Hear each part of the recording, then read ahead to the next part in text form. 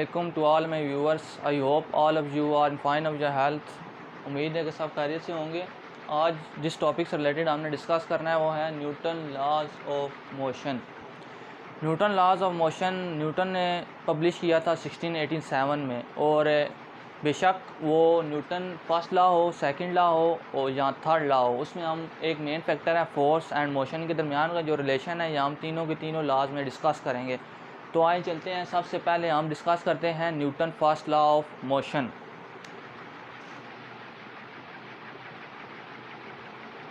Newton first law of motion.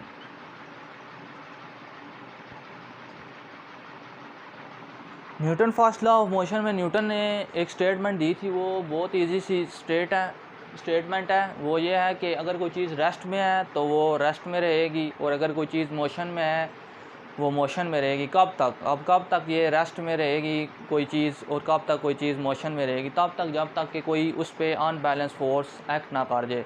अब हम एक कंडीशन के ज़रिए से समझेंगे आसानी से, बिल्कुल आसान सी कंडीशन है। वो ये है कि ये हमारे पास एक ब्लॉक है, सरफेस पे पड़ा हुआ है। इस साइड से भी हम क्या करते हैं, 7 न्यूटन की मैग्नीट्यूड की फोर्स लगाते हैं। इस साइड से भी हम 7 न्यूटन मैग्नीट्यूड की फोर्स लगाते हैं। अब ये क्या मूव करेगा, ये ब्लॉक, यानी ये अभी रेस्ट स्टेट में है। हमने फोर्स लगाई है दोनों साइडों से, एक साइड से भी नहीं, दोनों साइडों से।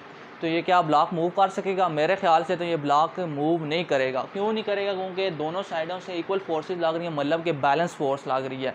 और अब हम क्या करेंगे, इसे ये स्टेट ऑफ मोशन में तब जाएगा जब इस पर एक साइड से फोर्स का जो मैग्नीट्यूड है वो बढ़ जाएगा। ठीक हो गया। अब हम क्या करेंगे, इस साइड से हम क्या करते हैं, 10 न्यूटन मैग्नीट्यूड की फ़ोर्स अप्लाई कर देते हैं। जब हम इस पे 10 न्यूटन मैग्नीट्यूड की फ़ोर्स अप्लाई करेंगे, अब सीधी सी बात, एक साइड से 10 न्यूटन, एक साइड से 7 न्यूटन मैग्नीट्यूड की फ़ोर्स है। अब है अनबैलेंस, पहले थी बैलेंस फोर्स लग रही थी दोनों साइडों से, मतलब कि इक्वल। ये मार्कर है, इस दोनों साइडों से इक्वल फोर्स लगाएंगे तो ये मार्कर मूव नहीं कर सकेगा। अब हमने अनबैलेंस फोर्स लगाई है, तो ये जो ऑब्जेक्ट है, बॉडी है, ये स्टेट ऑफ रेस्ट पे है, तो स्टेट ऑफ मोशन में कन्वर्ट हो जाएगी। अब इसे हम एक और ही आसान तरीके से एक और एग्जांपल के ज़रिए समझते हैं, वो भी इसी से रिलेटेड है, रेस्ट की कंडीशन से। ये एक हमारे पास बॉल है, इसकी सरफेस पे पड़ी हुई है। उसी तरह ये पॉइंट ए है, ये पॉइंट बी है। अब एक ऑब्जर्वर खड़ा हुआ है साथ ही करीब से, वो देख रहा है कि मैं क्या करता हूँ कि जो बॉल है वो चाहता है कि बॉल जो है वो स्टेट ऑफ, मतलब कि ए पॉइंट से बी पॉइंट की तरफ चला जाए। वो कहता है कि ये बॉल को ऑर्डर देता है, हुक्म देता है कि बॉल ए पॉइंट से बी पॉइंट की तरफ चला जाए, मगर बॉल तो लेने की कोशिश भी नहीं कर रही, ज़रा भी उसने हरकत नहीं की।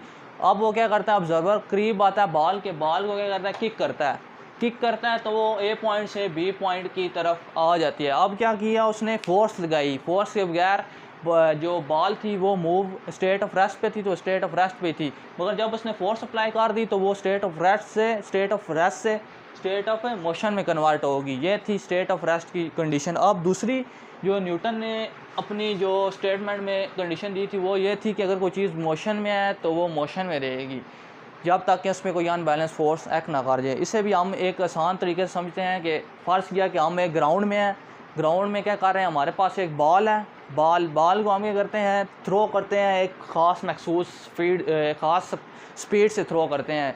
जब बॉल मूव करती है, ये बॉल है, ये हमने एक ऑब्जर्वर है, टेस्ट कर रहा है कि भाई कोई चीज़ मोशन में है तो मोशन में किस तरह, ये क्या मतलब है, वो टेस्ट कर रहा है। वो बॉल एक मखसूस स्पीड से थ्रो करता है तो बॉल जाती है, एक टाइम बाद वो ग्राउंड पे गिर जाती है। अब उसके ग्राउंड के गिरने का मकसद मैं आपको बताता हूँ। 2 फैक्टर है जिसकी वजह से ग्राउंड में गिर जाती है। पहला ये है कि एयर रेजिस्टेंस है, दूसरी ये है कि ग्रेविटी की वजह से बॉल जो है ज़मीन की तरफ गिर जाती है, और एयर रेजिस्टेंस की वजह से उसकी स्पीड कम हो जाती है और वो उधर ही ज़मीन पे गिर जाती है। तो अब हम इसमें क्या करते हैं, एक जो फैक्टर है ग्रेविटी, उसे निगलेक्ट कर देते हैं। तो बॉल क्या करेगी, एक ये रेजिस्टेंस है, फ़र्ज़ किया ये रेजिस्टेंस है, बॉल हवा में ही रुक जाएगी, क्योंकि एयर रेजिस्टेंस जो है ये खुद एक फ्रिक्शनल फोर्स है जिसकी वजह से बॉल की स्पीड कम हो रही है। तो बॉल क्या करेगी, वहाँ में ही रुक जाएगी। अब नीचे क्यों नहीं गिरी, ग्रेविटी का फैक्टर हमने इमेजिनरी अपने दिमाग में सोचा है कि ग्रेविटी का फैक्टर हमने निगलेक्ट कर दिया, सीधी सी बात ग्रेविटी नहीं है तो वहाँ में ही रुक जाएगी। अब हम क्या करते हैं, दूसरा फैक्टर है एयर रेजिस्टेंस, फ्रिक्शनल फोर्स जो है एक फ्रिक्शनल फोर्स, इसे भी हम निगलेक्ट कर देंगे तो बॉल जब जाएगी तो वो मोशन में ही रहेगी, क्योंकि अब दोनों फैक्टर नहीं है। एयर रेजिस्टेंस जो उसकी स्पीड कम करने वाला वो भी फैक्टर नहीं है, इस वजह से बॉल इसी तरह मोशन में है तो मोशन में ही रहेगी। अब ये तो होगी हमारी सिंपली सी स्टेटमेंट को हमने डिस्कस किया है आराम से स्पून से। तो स्टेटमेंट मैं लिख देता हूँ। स्टेटमेंट क्या है, every object quantity it's state of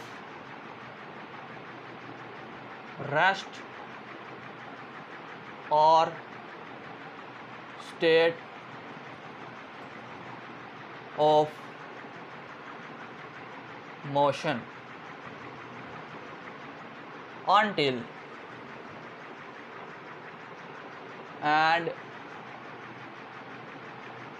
unless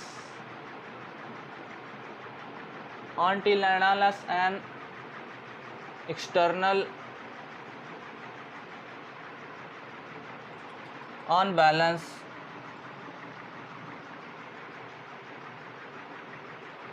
force acts on it। अब हम स्टेटमेंट में देखें तो ये जो है एक्सटर्नल अनबैलेंस फोर्स, ठीक है, एक्सटर्नल अनबैलेंस फोर्स जो है ये क्या है, ये हमारे पास वो चीज़ है जिसके ज़रिए ऑब्जेक्ट की जो स्टेट है वो चेंज होती है। अब इसी स्टेटमेंट को अगर हम देखें तो इसके ज़रिए हमें एक चीज़ पता चल रही है, फोर्स की डेफिनेशन किस तरह, क्योंकि फोर्स की डेफिनेशन इस तरह पता चल रही है कि इसमें पता चल रहा है कि अगर कोई चीज़ रेस्ट में है तो रेस्ट में रहेगी जब तक उसके फोर्स न लगे। फोर्स बॉडी की स्टेट चेंज कर रही है। अभी हम फोर्स की डेफिनेशन इस स्टेटमेंट से अखज़ करते हैं, वो ये है कि फोर्स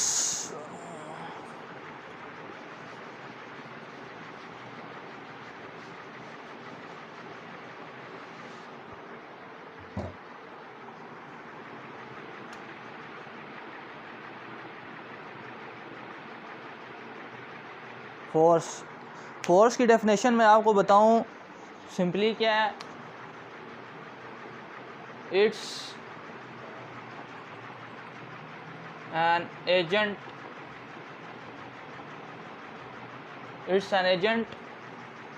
दैट चेंजेस और tends to change the state of bodies।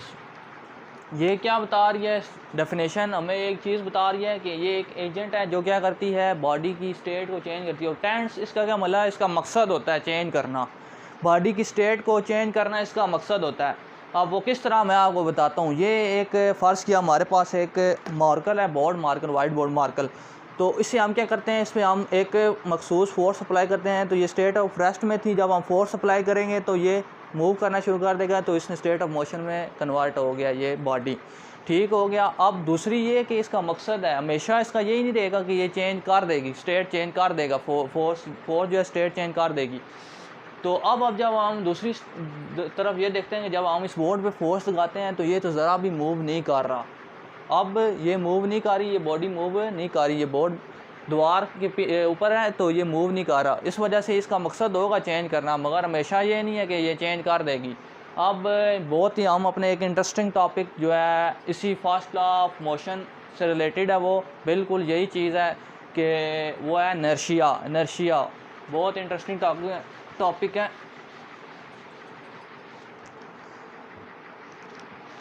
वो ये है कि इनर्शिया इनर्शिया क्या चीज़ है, ये कि इसकी आसान लफ्ज़ों में अगर मैं आपको बताऊँ टू रेजिस्ट एनी चेंज, कि ये बॉडी के जो चेंज होते हैं, बॉडी के अंदर जो स्टेट ऑफ रेस्ट में मोशन में हो जाती है, ये उससे स्टेट ऑफ रेस्ट में है तो रेस्ट में उसे रखने की कोशिश करती है। इसका मकसद होता है कि स्टेट ऑफ रेस्ट में वो मेंटेन रहे। ये एक बॉडी की प्रॉपर्टी है, it is a property of a body inertia. ये क्या चीज़ है, इसकी डेफिनेशन मैं लिख के दिखाता हूँ आपको। It is a property of a body, it is a property of a body that maintains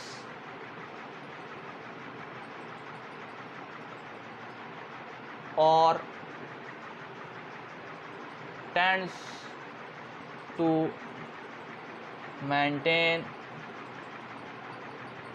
the state of bodies. इस डेफिनेशन में क्लियरली वाज़िया हो रहा है कि ये मेंटेन करती है बॉडी की स्टेट को। रेस्ट में है तो उसे रेस्ट में ही रखने की कोशिश करती है, अगर कोई चीज़ मोशन में है तो उसे मोशन में रखने की कोशिश करती है। अब ये हम किस तरह ये समझ सकते हैं, आपको एक आसान से लफ्ज़ों में मैं आपको बताता हूँ कि एक्सपेरिमेंट में आपको करके दिखाता हूँ क्या मतलब ये किस तरह कोशिश करती है कि अगर बॉडी रेस्ट में है तो रेस्ट में ही रहने की कोशिश करती है। ये एक आप घर में भी एक्सपेरिमेंट कर सकते हैं आराम से। ये कॉइन है, ये हमारे पास एक कोई भी कॉर्ड है, ठीक है, ये हमारे पास एक गिलास ले लें आप। आपने क्या करना है, सिंपली ये आप रेस्ट पे है, ये कॉइन क्या है, रेस्ट पे है। अब हम क्या करेंगे, अब इनर्शिया क्या है, मकसद क्या है कि कोई चीज़ रेस्ट पे है तो उसे रेस्ट पे ही रखने की कोशिश करेगा, ठीक है। अब हम जब क्या करेंगे, इस पे फोर्स अप्लाई करेंगे। अब हमने फोर्स अप्लाई करनी है इस कार्ड पे, ठीक है। तो ये फोर्स अप्लाई की तो कॉइन जो है वो नीचे चला गया और कार्ड जो है आगे चला गया, आगे मूव कर गया, ठीक है। तो एक्सपेरिमेंट मैं आपको दोबारा करके दिखा देता हूँ किस तरह होगा।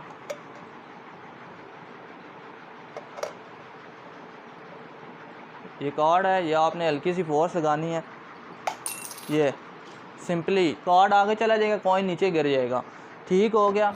बात ये था कि ये अब स्टेट को मेंटेन रखेगा। इनर्शिया का काम है स्टेट को मेंटेन रखना, ठीक है। अब इसे हम इनर्शिया को कहते हैं न्यूटन सेकंड लॉ, और Newton first law of motion का दूसरा नाम है लॉ ऑफ इनर्शिया। तो आज का जो हमने डिस्कशन की है वो है Newton first law of motion, force and inertia. ये 3 पॉइंट जो है हमने डिस्कस कर लिए हैं। इंशाल्लाह अगली वीडियो में हम डिस्कस करेंगे न्यूटन सेकंड लॉ, ठीक है। ओके, अल्लाह हाफिज़। आपसे हम नेक्स्ट वीडियो में आपसे मुलाकात होगी इंशाल्लाह।